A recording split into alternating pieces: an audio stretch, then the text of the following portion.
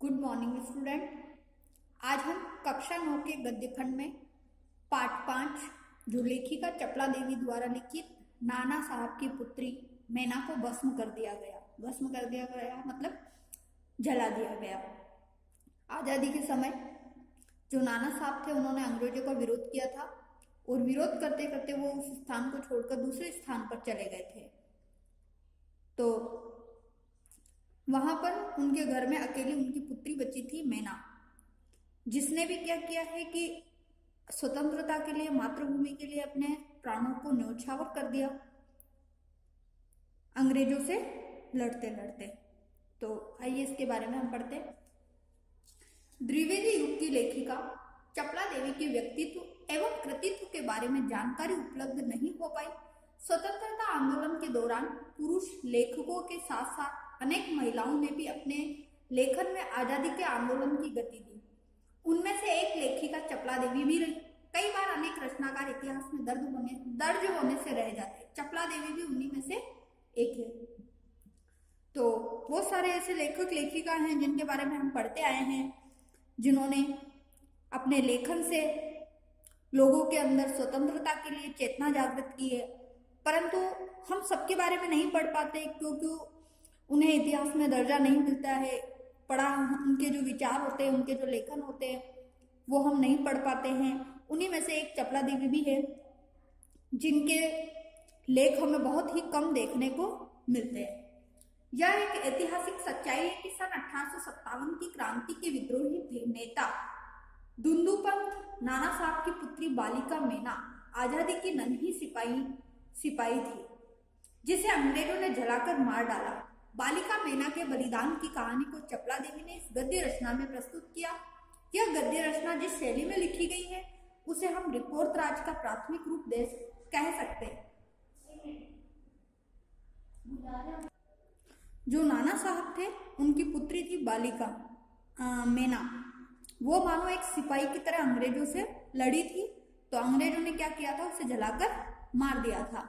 तो ये जो गद्य में जो रचना लिखी है चपला देवी ने, मानो एक रिपोर्ट के माध्यम से लिखी हो, ऐसा हम देखते हैं। इसमें पाठ का सार देखते हैं।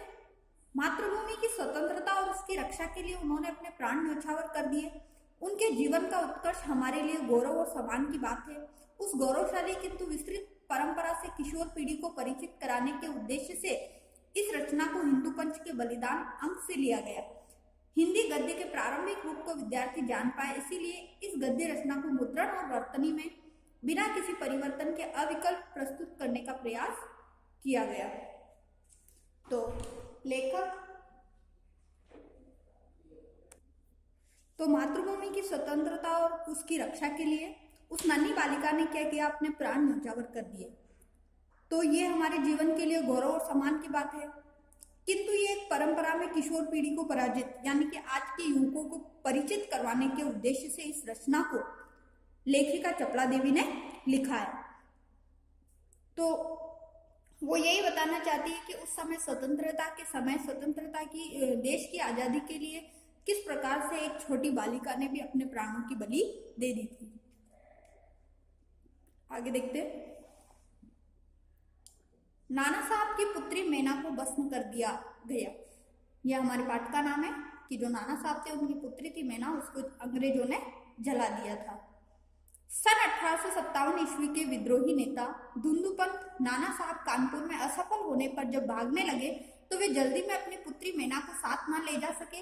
देवी मैना बिठूर में पिता के महल में रहती थी, पर विद्रोह दमन करने के बाद अंग्रेजों ने बड़ी ही क्रूरता से उस निरीह और अपराध देवी को अग्नि में भस्म कर दिया। उसका रोमांचकारी वर्णन पाषाण हृदय को भी एक बार द्रवीभूत कर देता है। तो 1857 में क्या हुआ था कि नाना साहब जब कानपुर में जो विद्रोह चल रहा था अंग्रेजों के खिलाफ, उसमें असफल हो गए थे, तो वहां से भागने लगे। परंतु वो क्या हुए, वो तो भाग गए, अपनी पुत्री को नहीं ले जा सके। तो जो उनका महल था उसमें वो अकेली रहती थी फिर बाद में। और जब वो विद्रोह खत्म हो गया, परंतु अंग्रेजों के मन में तो जिसने अपराध नहीं किया, निरपराध मतलब जिसने अपराध नहीं किया, वो इतने कठोर हृदय वाले थे तो भी सजा देने के लिए तैयार थे, तो उनकी जो बेटी थी उसको आग में जला दिया। तो हम ऐसी अगर घटना पढ़ते हैं तो लेखिका कहती है कि जो पाषाण हृदय यानी कि कठोर हृदय वाला व्यक्ति होता है वो भी एक बार तो उसको पढ़कर करुणामय हो जाता है। कानपुर में भीषण हत्याकांड करने के बाद अंग्रेजों का सैनिक दल बिठूर की ओर गया। बिठूर में नाना साहब का राजमहल लूट लिया गया, पर उसमें बहुत थोड़ी संपत्ति अंग्रेजों के हाथ लगी। इसके बाद अंग्रेजों ने तोप के गोलों से नाना साहब का महल भस्म कर देने का निश्चय किया, लेकिन दल ने जब वहां तोपें लगाई, उस महल के बरामदे में एक अत्यंत सुंदर बालिका आकर खड़ी हो गई। उसे देखकर अंग्रेज सेनापति को बड़ा आश्चर्य हुआ, क्योंकि महल लूटने के समय वह बालिका वहां कहीं दिखाई नहीं दी थी। तो बिठूर में फिर जब अंग्रेजों के सैनिकों ने क्या किया, नाना साहब के महलों को लूटने का प्रयास किया। तो जब वो लूटने लगे और महल को जलाने लगे, तब क्या हुआ था, एक छोटी सी सुंदर सी बालिका जो कि मैना थी वो आकर खड़ी हो गई, परंतु वो पहले उन्हें कहीं पर भी दिखाई नहीं देती है और अचानक से आकर खड़ी हो जाती है। उस बालिका ने बरामदे में खड़ी होकर अंग्रेज सेनापति को गोले बरसाने से मना किया। उसका करुणापूर्ण सुख और अल्पवयस देखकर सेनापति को भी उस पर कुछ दया आई। सेनापति ने उससे पूछा कि क्या चाहती है। बालिका ने शुद्ध अंग्रेजी भाषा में उत्तर दिया, क्या आप कृपा कर इस महल की रक्षा करेंगे। तो उस छोटी सी बालिका का रंग रूप देखकर, उसकी मासूमियत देखकर, जब अंग्रेज जो के सेनापति गोले बरसा रहे थे, गोले चला रहे थे, तो उन्होंने उस वक्त उस बालिका को देखकर मना कर दिया और उससे पूछा बालिका से कि तुम क्या चाहती हो। तो बालिका बोलती है, क्या आप इस महल की रक्षा करेंगे। सेनापति, क्यों, तुम्हारा क्या उद्देश्य है। बालिका, आप ही बताइए कि यह मकान गिराने में आपका क्या उद्देश्य है। सेनापति बोलता है, यह मकान विद्रोहियों के नेता नाना साहब का वास स्थान है। तो नाना साहब थे, उनका निवास स्थान है। सरकार ने इसे विध्वंस करने की आज्ञा दी है, तो सरकार ने हमें आज्ञा दी है कि इस महल को नष्ट कर दिया जाए। बालिका बोलती है, आपके विरुद्ध जिन्होंने शस्त्र उठाए थे वे दोषी हैं, पर इस जड़ पदार्थ मकान ने आपका क्या अपराध किया। मेरा उद्देश्य इतना ही है कि यह स्थान मुझे बहुत प्रिय है, इसी में मैं प्रार्थना करती हूँ कि इस मकान की रक्षा कीजिए। तो फिर वो जब बालिका से पूछते हैं कि तुम इस मकान को क्यों बचाना चाहती हो, तो वो बताती है कि इसमें आपका क्या दोष है। जिसने अपराध किया तो ये मकान तो जड़ पदार्थ है, यानी कि मिट्टी का बना हुआ है, निर्जीव है, इसने तो कोई अपराध नहीं किया है, फिर आप क्यों इसे नष्ट करना चाहते हो। मेरा उद्देश्य यही है कि इस स्थान से मैं बहुत प्रेम करती हूँ, इसीलिए मैं प्रार्थना करती हूँ कि इसकी रक्षा कीजिए। सेनापति ने दुख प्रकट करते हुए कहा कि कर्तव्य के अनुरोध से मुझे यह मकान गिराना ही होगा। इस पर बालिका ने अपना परिचय बताते हुए कहा कि मैं जानती हूँ कि आप जनरल हैं। आपकी प्यारी कन्या मैं और मुझ में बहुत प्रेम संबंध था। कई वर्ष पूर्व मेरे पास बराबर आती थी और मुझे हृदय से चाहती थी। उस समय आप भी हमारे यहाँ आते थे और मुझे अपनी पुत्री के ही समान प्यार करते थे। मालूम होता है कि आप वे सब बातें भूल गए हैं। मेरी की मृत्यु से मैं बहुत दुखी हुई थी, उसकी एक चिट्ठी मेरे पास अब तक है।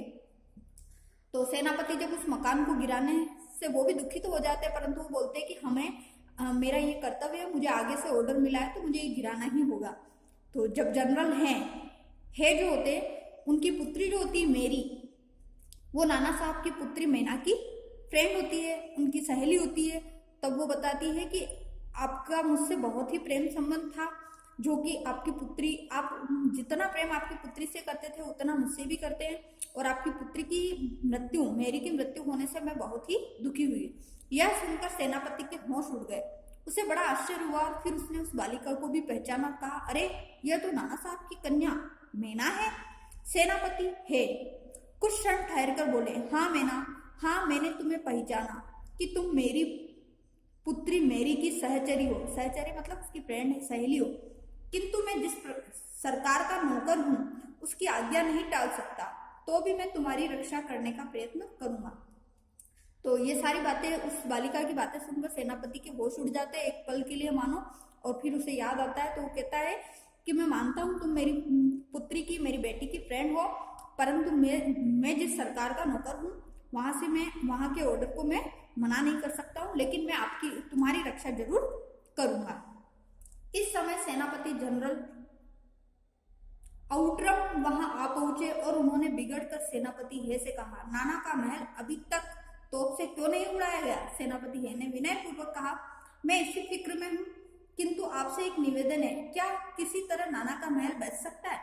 तो जब वहां का प्रधान सेनापति जो होता है आउट्रम, वो वहां आकर पहुंचता है, सेनापति से पूछता है कि अभी तक इस महल को नष्ट क्यों नहीं किया? तो सेनापति उससे निवेदन करते हैं कि क्या हम इस महल को बचा सकते हैं? आउट्रम जो होते हैं वो गवर्नर जनरल की आज्ञा के बिना यह संभव नहीं। नाना साहब पर अंग्रेजों का क्रोध बहुत अधिक है, नाना के वंश या महल पर दया दिखाना असंभव है। तब वो आउट्रम जो होते हैं वो गवर्नर जनरल की आज्ञा को मानते हुए कहते हैं कि ये उनकी आज्ञा के बिना संभव नहीं है और उनका जो अंग्रेजों का जो क्रोध है वो उन पर बहुत अधिक है। तो हम क्या कर सकते? हम उनके महल और वंश पर कोई दया नहीं दिखा सकते। सेनापति है तो लॉर्ड कैनिंग जो कि गवर्नर जनरल थे उस समय हमारे भारत के, को इस विषय का एक तार देना चाहिए, यानी कि एक टेलीग्राम देना चाहिए। आउट्रम, आखिर आप ऐसा क्यों चाहते? हम यह महल विध्वंस किए बिना और नाना की लड़की को गिरफ्तार किए बिना नहीं छोड़ सकते। सेनापति है मन में दुखी होकर वहां से चला गया। इसके बाद जनरल आउट्रम ने नाना का महल फिर घेर लिया। महल का फाटक तोड़कर अंग्रेज सिपाही भीतर घुस गए और मेना को खोजने लगे, किंतु आश्चर्य है कि सारे महल का कोना कोना खोज डाला पर मेना का पता नहीं लगा। तो इस प्रकार से जब फिर आउट्रम ने मना कर दिया कि हमें तो उसकी लड़की को भी गिरफ्तार करना होगा और इस महल को भी नष्ट करना होगा, तो सारे सैनिक जो थे महल के अंदर घुस जाते हैं, मेना को खोजने लगते, परंतु मेना नहीं मिलती। उसी दिन संध्या समय लॉर्ड कैनिंग का एक तार आया जिसका आशय इस प्रकार था। तार मतलब एक टेलीग्राम आया। लंदन के मंत्रिमंडल का यह मत है कि नाना का स्मृति चिन्ह तक मिटा दिया जाए। स्मृति चिन्ह मतलब यहाँ की उनकी जितनी भी यादें हैं, उनके द्वारा बनाए गए जो भी महल है, घर है या उनके द्वारा बची हुई कोई भी वस्तु, उन सबको मिटा दिया जाए। इसलिए वहां की आज्ञा के विरुद्ध कुछ नहीं हो सकता। उसी क्षण क्रूर जनरल आउट्रम की आज्ञा से नाना साहब के सुविशाल राजमंदिर पर तोप के गोले बरसने लगे। घंटे भर में वह महल मिट्टी में मिला दिया गया। तो जैसे कि वहां से ऑर्डर आता है वो महल क्या होता है, मिट्टी में मिल जाता है, नष्ट हो जाता है। तो आज हम इस चैप्टर के पार्ट 1 को यहीं तक पढ़ेंगे। हम नेक्स्ट क्लास में पढ़ेंगे। आज का जो आपका होमवर्क है, लेखिका चपला देवी का जीवन परिचय आपको लिखना है।